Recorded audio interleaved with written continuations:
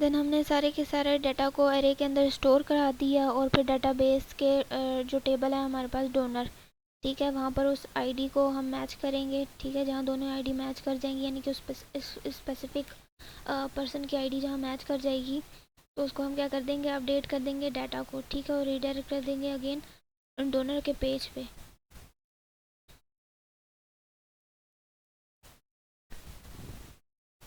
तो ये हमने एडिट कर दिया था। एंड देन अब उसके बाद हम डिलीट का अगर फंक्शन देखते हैं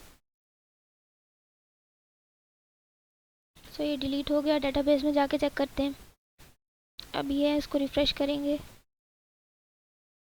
सो देखें हमने शकील की सारी इन्फॉर्मेशन जो है वो डिलीट हो गई।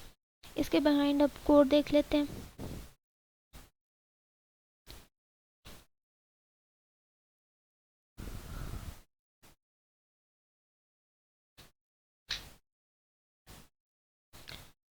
अगर डिलीट के बटन की हम कोडिंग देखें तो उसमें हमने यूआरएल पास किया हुआ है डोनर/डिलीट को, और साथ में उस पर्सन की आईडी भी पास की हुई है।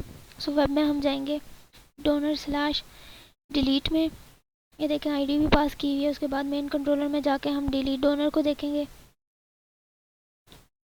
डिलीट डोनर, इसमें उस आईडी की बेस पे वो क्या करेगा, टेबल में जाएगा डोनर के और आईडी को मैच करेगा, और जहाँ वो आईडी मैच हो जाएगी तो उसको उसकी इन्फॉर्मेशन को डिलीट के फंक्शन के थ्रू डिलीट कर देगा और दोबारा रीडायरेक्ट कर देगा उसी पेज पे।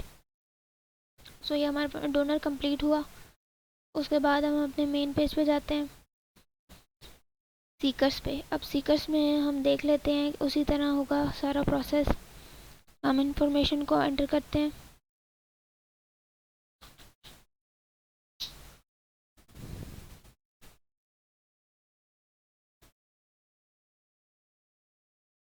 Address, gender, blood group, mobile, added on, और सबमिट कर देते हैं। अब इसके बैकएंड पे देख लेते हैं हम, लेआउट में जाकर सीकर्स का सेक्शन। ये है हमारे पास सीकर का सेक्शन। अब फॉर्म जो है उसका मेथड भी पोस्ट है हमारे पास, और एक्शन जो है उसमें हमने यूआरएल पास किया हुआ है सीकर/सबमिट। वेब में जाते हैं, सीकर/सबमिट। अब ये मेन कंट्रोलर में जाके सबमिट सीकर को चेक करेंगे, सबमिट सीकर। अब इसमें भी वही वैलिडेशन रूल लगा हुआ है कि अगर एक भी फील्ड को हम मिस कर देते हैं तो वो फॉर्म को जो है डेटाबेस में सेव नहीं करेगा। सारी की सारी फील्ड रिक्वायर्ड है, उसको जब सारी की सारी फील्ड ले लेगा, देन उसको एरे में स्टोर कराएगा। उसके बाद जो डेटाबेस में टेबल हमारे पास बना हुआ है सीकर के नाम से, उसमें इंसर्ट कर देगा उस सारे के सारे डाटा को, एंड देन रीडायरेक्ट कर देगा वापस लेआउट के पेज में, जैसे कि अभी हमने देखा था। अब उसके बाद अगर हम चाहते हैं कि सीकर की इंफॉर्मेशन को हम एडिट करें या डिलीट करें, उसके लिए हम डैशबोर्ड में जाएंगे। डैशबोर्ड में जाके ब्लड बैंक के सीकर्स में जाएंगे। सीकर्स में जो अभी मैंने एक पर्सन की इन्फॉर्मेशन डाली थी अलीना की, जिसकी आईडी 10 है, अब इसको हम एडिट करना चाहते हैं तो एडिट के बटन पे क्लिक करेंगे। ओके, एंड देन अब इसमें भी अगर हम कोई भी एक फील्ड मिस कर देते हैं, ठीक है, कोई भी फील्ड हम मिस कर दी हमने, ये दोनों, ठीक है, अपडेट करेंगे तो इन्फॉर्मेशन जो है अपडेट नहीं होगी, वो वही दोबारा अगेन शो करेगी। अब इसमें हम अगर नेम चेंज कर देते हैं, अपडेट करेंगे, ये देखें आईडी 10 पे जो नेम है वो अपडेट हो चुका है। इसको जाके चेक करेंगे हम, सीकर्स में देखें ज़ारा अपडेट हो गया है और बाकी सारी इन्फॉर्मेशन उसकी वही है। अब इसके बैक एंड पे हम कोड देख लेते हैं।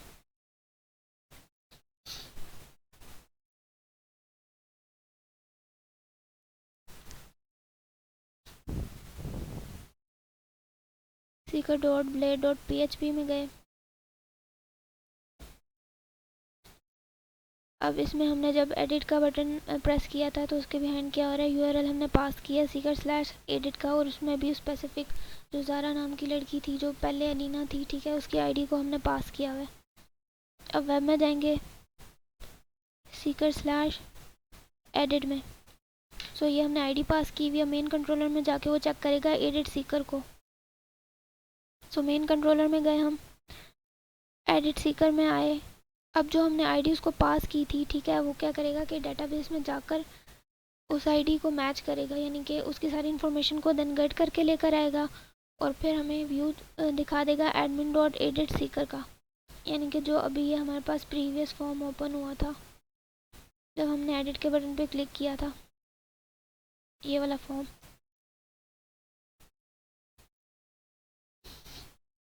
सो अब ये वाला फॉर्म हम ओपन करते हैं, edit Sikar dot blade dot PHP। अब इस फॉर्म का मेथड जो है वो पोस्ट है और एक्शन में हमारे पास URL है सीकर स्लैश अपडेट। सो ये सीकर स्लैश अपडेट में जाएगा, सीकर स्लैश अपडेट और साथ हमने आईडी पास की हुई है। मेन कंट्रोलर में जाकर वो चेक करेगा अपडेट सीकर को।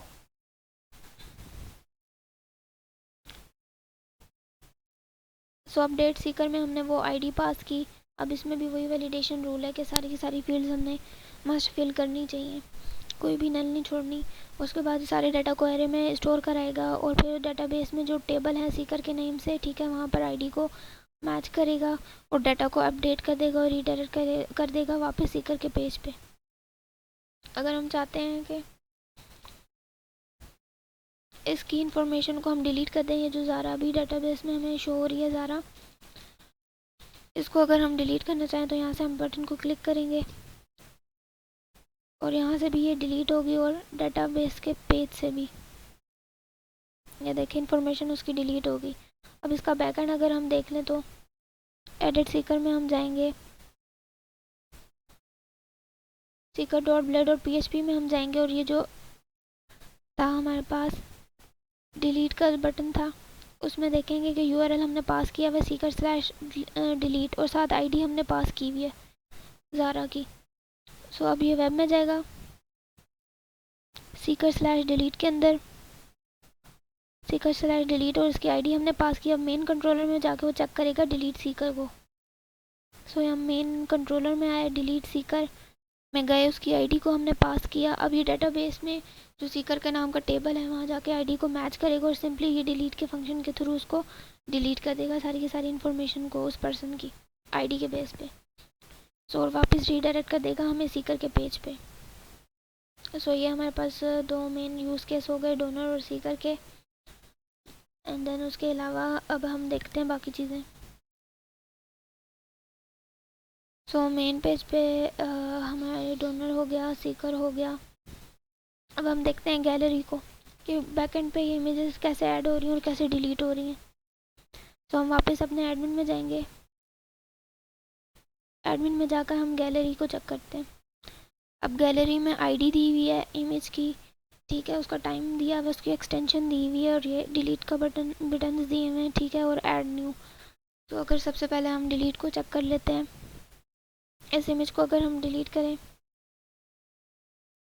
सही, तो अब ये मेन पेज से भी हमारी जो इमेज है ये फर्स्ट वाली ये डिलीट हो जाएगी। तो ये देखें फर्स्ट इमेज जो है हमारी डिलीट होगी। अब इसका बैकएंड देख लेते हैं। बैकएंड पे हम इस पेज पे जाएंगे जो है gallery dot play dot PHP। सो अब इस पेज पे जो डिलीट का बटन हमने बनाया हुआ है उसमें हमने URL पास किया हुआ है गैलरी स्लैश डिलीट और उस जो इमेज है उसकी आईडी को भी हमने पास किया हुआ है। अब हम गैलरी स्लैश डिलीट में जाएंगे, गैलरी स्लैश डिलीट और उसको आईडी को हमने पास किया हुआ है, ठीक है। राउट जो है वो गेट का है। अब मेन कंट्रोलर में वो जाएगा डिलीट गैलरी के अंदर।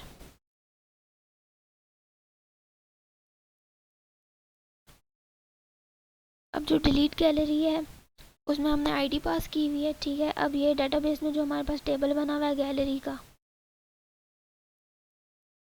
ये गैलरी का जो टेबल बना हुआ है इसमें सारी इमेजेस स्टोर हुई हुई हैं, ठीक है। उस स्पेसिफिक आईडी के जो इमेज है ना उसकी आईडी को मैच करेगा और डिलीट के फंक्शन के थ्रू सिंपली उसे डिलीट कर देगा और रीडायरेक्ट कर देगा वापस गैलरी के पेज पे। सो अब अगर हम चाहते हैं कि हम कोई न्यू इमेज ऐड करें गैलरी के अंदर तो हम क्या करेंगे, ऐड न्यू पे क्लिक करेंगे। गैलरी के पेज के अंदर